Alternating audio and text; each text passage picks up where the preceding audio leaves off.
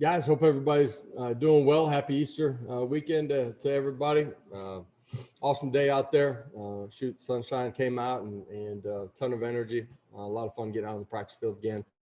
5 days in and it's been awesome. Just getting around our players. They've learned a ton. We've learned a ton. Learn how to compete at the level that we want to. How to bring the right amount of energy out to practice and the expectations. And guys are flying around. Had a competing really hard, but I think having a tremendous amount of fun too, and learn how to grow and build together as a football team. So with that, I'll open it up to some questions here.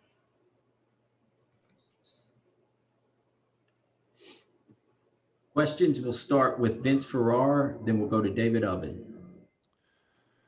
Josh, realized that playing the wide receiver position is more than just being fast, but who are some of the guys that you've been able to identify early on as being really speed guys and explosive guys that I'm sure you covered in this offense? Yeah, I think we're going to continue to develop and grow depth out there. Tillman's done a fantastic job of just being really purposeful in his work habits on the practice field. He's playing faster as he's getting more comfortable day one to day five. Bayless has done a tremendous job. He's a really strong competitor, brings a great amount of leadership to that wide receiver group every day in the meeting rooms, and then that's transitioned onto the practice field as well.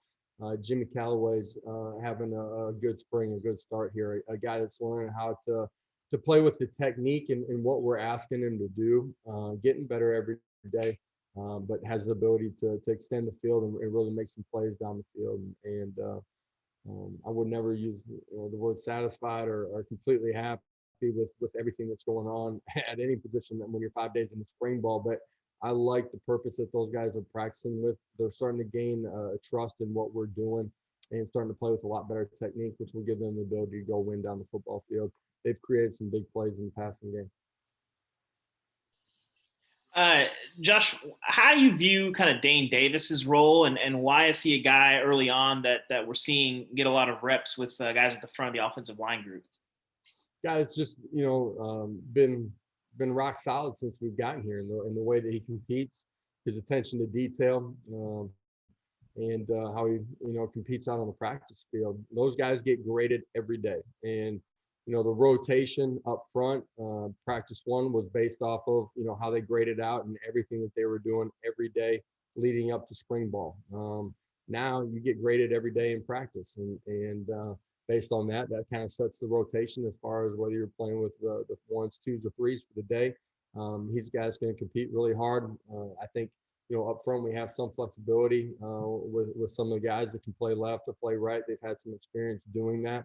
The biggest thing to me is just our players learning how to play snap to the echo of the whistle. There's a lot of different schemes you can use, but at the end of the day, it's about your effort. And we use the word attack here inside of our program, and our kids are learning to do that. He's the guy that's been really consistent in the way he plays from snap to whistle.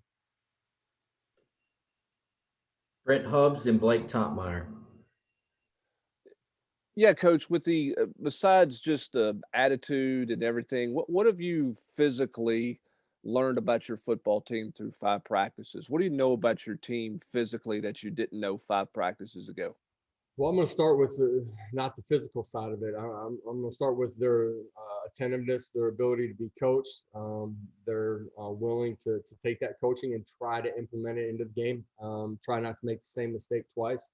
We called up practice today. They competed really hard, went into a third and short situation down on the 3-yard line, get 2 downs to get the ball into the end zone, finish, compete. Nothing else matters.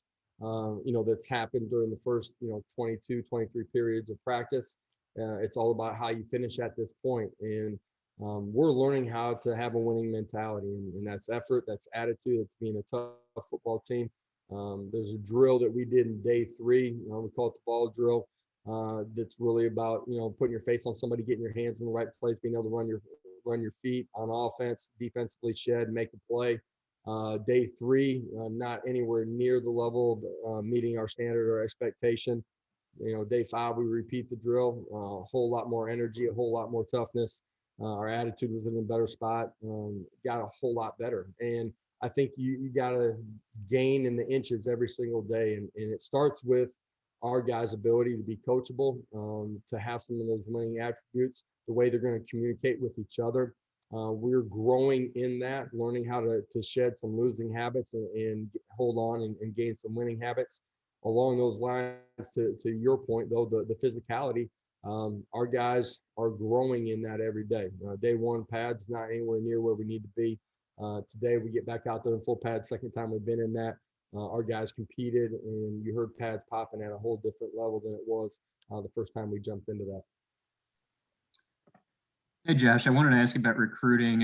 What's your pitch to 2022 recruits, 2022 prospects, and how do you build momentum in that class?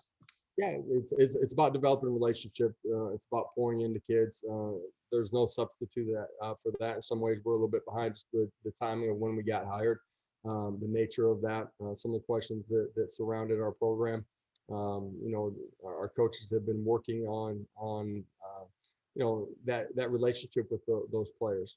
At the end of the day, this is one of the greatest traditions in college football, and we get to put a completely new age approach on it. And that's the way we interact with our players, the energy that we have inside of our building every day, and what we're going to be and who we're going to be out on the football field. It's going to be a place that guys are going to be able to compete at the highest level, have a great attitude.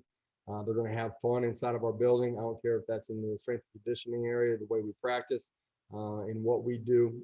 It's going to be fast. It's going to be fun. And most importantly, there's going to be real relationships that are formed. We're going to be real in who we are. And I think as recruits see that, they're going to find out this is a pretty special place to come play football, grow as a football player, but grow as a man even more importantly. And as we continue to go through this recruiting cycle, I think recruits are going to see that. Jimmy Himes, then David Pascal.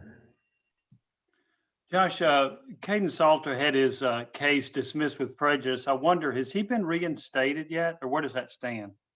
Yeah, any of the guys that have had those issues here, no final word on any of that yet. We're going to stay with those kids. I told you in the beginning, support those kids through the process, and once we have a final decision on all those guys, we'll communicate that with you. Do you hope you'll have a final decision before spring ends? Yeah, for sure. We hope that process will, be thorough and we'll be able to work through it and get to the point where we're able to communicate with you where our university stands. And one other thing, is James Robinson practicing? He is not out there right now. Okay. Josh, we've spoken to both Velus and Cedric, and they said that this offense is a wide receiver's dream. What is it about that position that is dreamlike? And have you heard that ever since your UCF and Oklahoma days, just receivers and how much they enjoy being in this offense and why? I think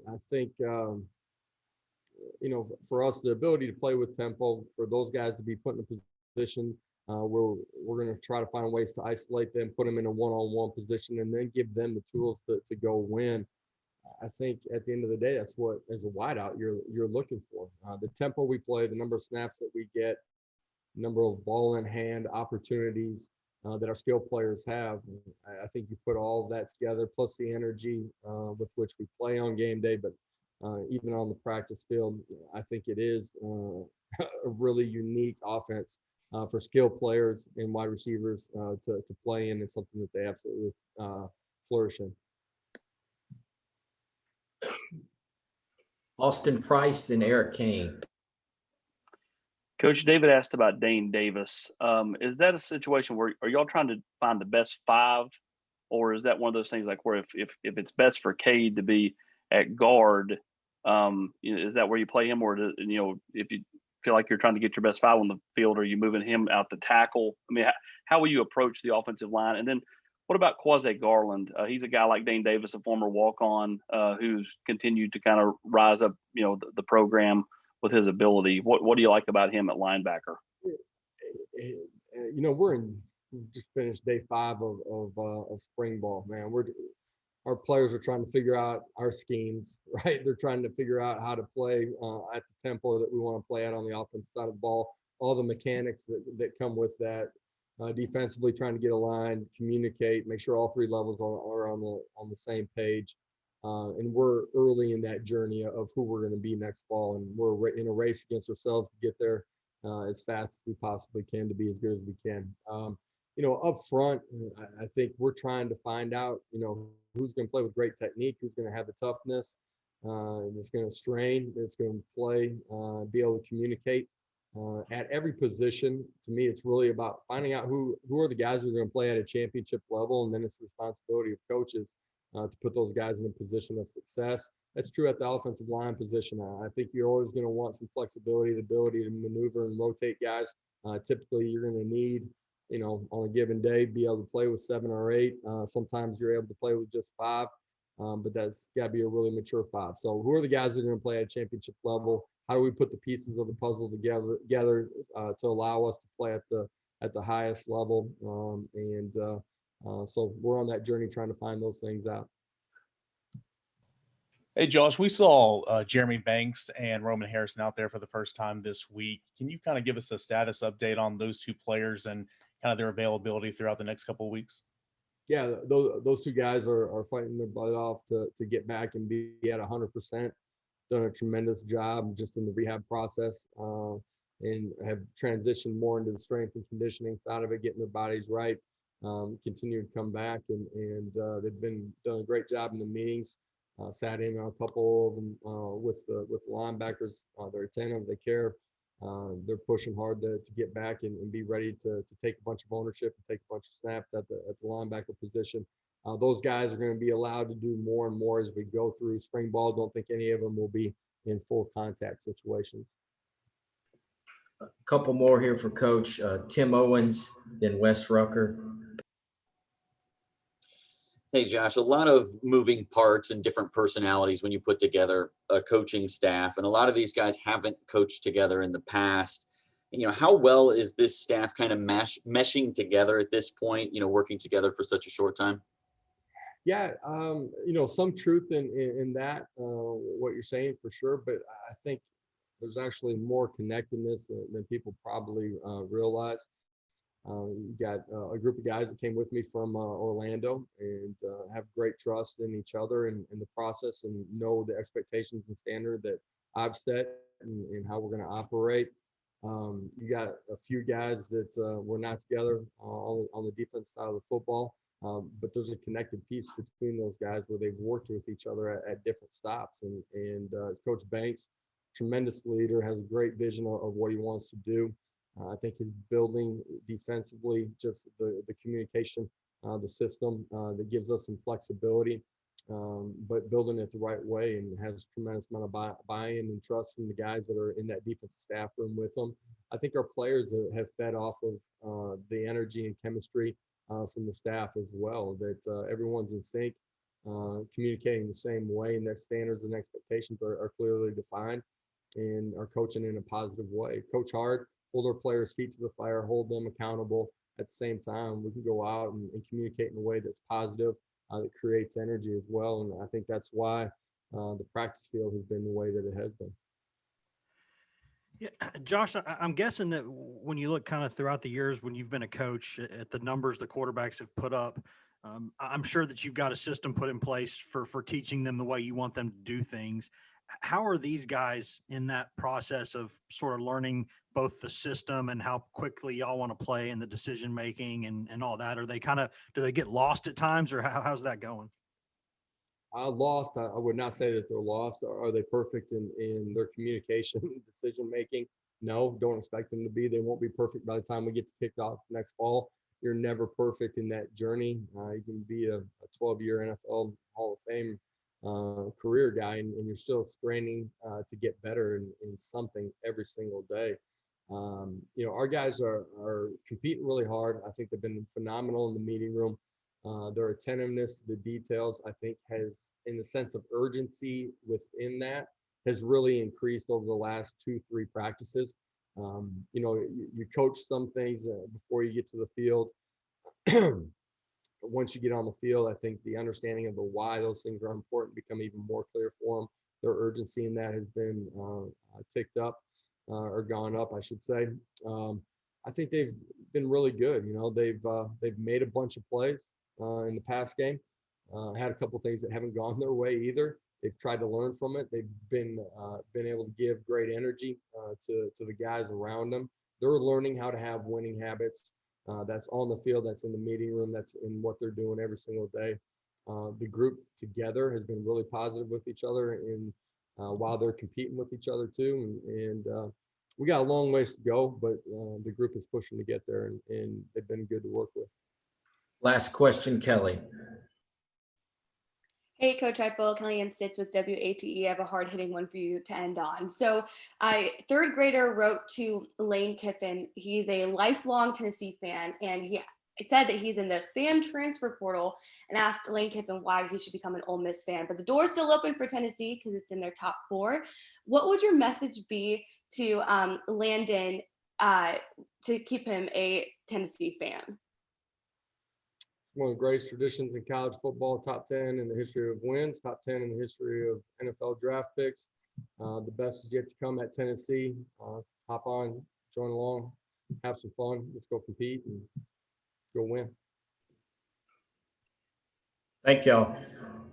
Appreciate it. You guys have a great day.